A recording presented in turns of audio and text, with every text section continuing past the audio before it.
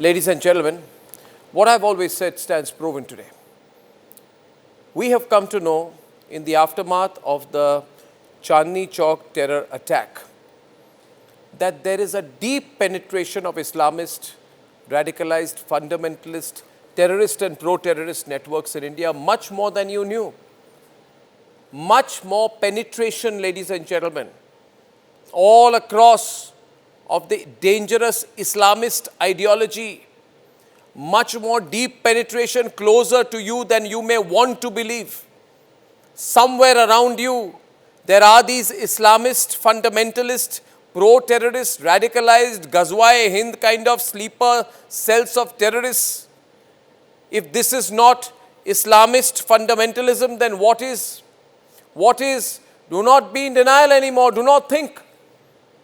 If you're watching this from your cozy living room, in a high rise or a gated community thinking it will not hit you, don't fool yourself, it will. There is so much penetration of Islamist, terrorist and Islamist ideology in this country. The arrests of Maulvis who are spreading the concept of hyper-urban terrorism proves the pipeline of radicalization from Kashmir to Haryana. Al-Falah University, Faridabad, now under the lens for financial transactions. They falsely claimed A-grade accreditation, misleading students and regulators. Multiple accused, all dangerous, radicalized terrorists. They could be moving around in a mall near you. They could be having food in a fast food joint next to you.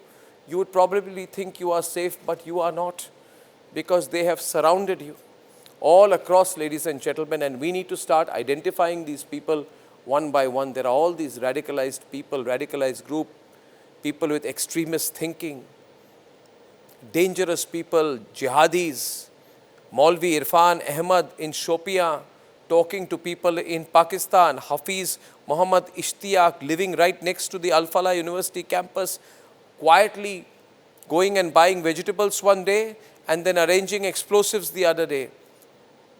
All these people, Dr. Shaheen, going to malls, going to shops, general stores, and now it is found they were carrying detonators, explosives, logistics, all moving around silently saying we are professionals by morning, terrorists by night, taking government funding in the morning, working for government establishments, studying on our taxpayer money in the morning, and jihadis by night.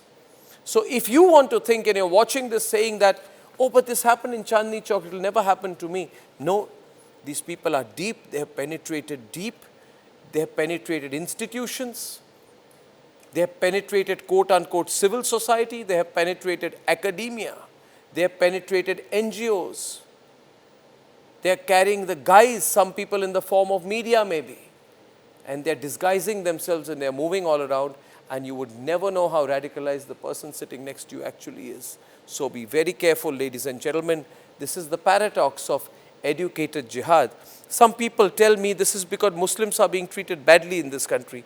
Tell me, were these people, Dr. Muzammil, Dr. Shaheen Shaheed, Dr. Umar, who studied on the basis of my taxpayer money, were they being treated badly? Did they say no when they got government funding for their medical education? No. These are the privileged jihadi Muslims, completely privileged, but heart of heart they hate India. Heart of heart. I don't know why. I don't know why. There's a hatred for the country and everything that Bharat stands for. And somehow this Al-Falah University was the center of all these people. And this hatred in their mind led them to collect 2,900 tons of ammonium nitrate, ID equipments from all over, and think that they would get away with it. Ladies and gentlemen, this is the intellectualization of terrorism. We need to be ultra careful right now, because what we are learning is they have really done some deep penetration.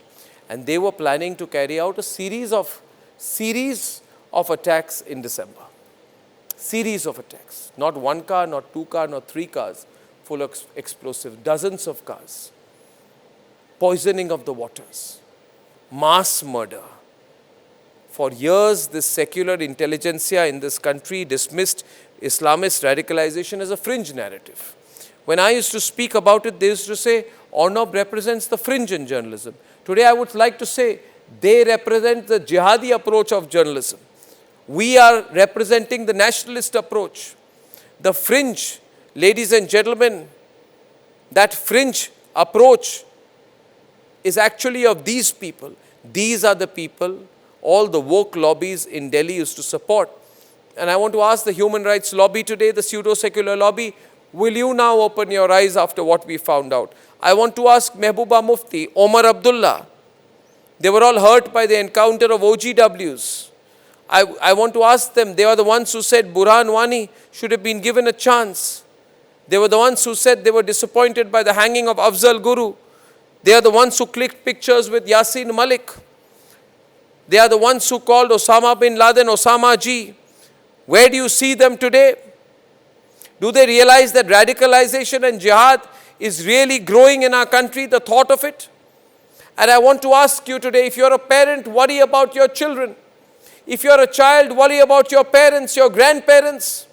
If you're a nationalist, worry about your nation. Your nation is under attack by the jihadis, the Islamists, and the Ghazwa-e-Hind ideologues. Do not any longer pretend that you can sit in a gated community, play golf, sip gin, fly business class, think only about the GDP and per capita GDP of the country, drown yourself in information about Donald Trump, but not look outside your door to find out what's happening in your country, in your neighborhood, in your colony, in your city, in your town, your village, in your locality, because this form of jihad is all around us.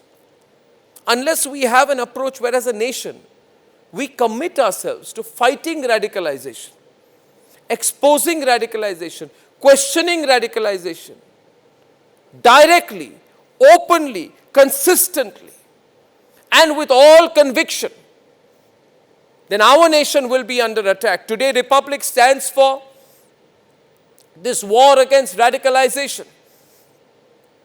But do the other media do that? Or do they have the middle approach? I said on my Hindi program, as far as terrorists are concerned and the supporters of terrorism are concerned, we cannot have this live and let live, jio or jeene do kind of approach anymore. And I would also, with all humility, like to tell the people running our great nation that the time has come to wage a war not just against Pakistan and the ISI, but also against those who are in this country and who from the soil of this country want to destroy this country. If there are enemies within all of us, regardless of religion, region, nationality, if we are in this country, if we are part of Bharat, if we believe in Bharat, all of us have to commit ourselves, ladies and gentlemen, to a battle against radicalization, specifically Islamist radicalization.